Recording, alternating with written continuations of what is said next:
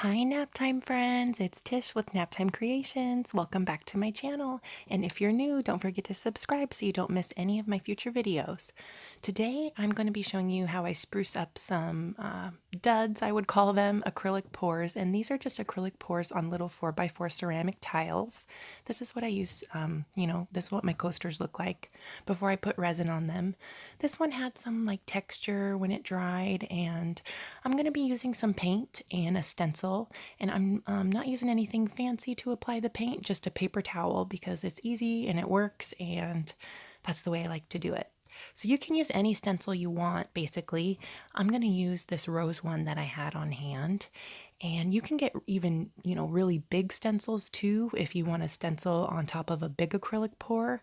They have some really awesome ones. I've been checking them out just because, I could draw this stuff, but I don't have time to do a lot of art because I do art at nap time when my youngest is sleeping or late at night. So it's just an easy way to kind of spruce up acrylic pours that you don't like.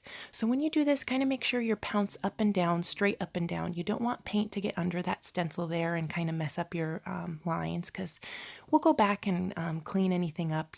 It's really easy to take a Q-tip with a little bit of water and clean up anything that's not supposed to be there.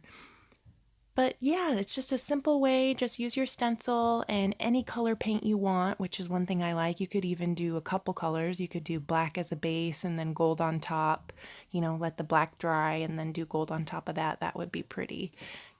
So then after I've done with my stencil, I take a Q-tip, dip it in paint, and kind of just make the color a little bit deeper.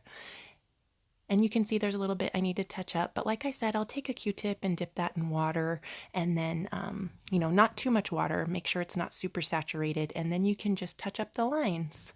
I didn't film that step, but I went in and cleaned everything up. Kind of just went where the lines were, and this is how they turned out. Now they're going to be ready for a coat of resin once they're all dry. What do you guys think? Let me know down in the comments. Thanks so much for watching. I hope everybody's having a great day. I will see you on Friday for another video. Bye, guys.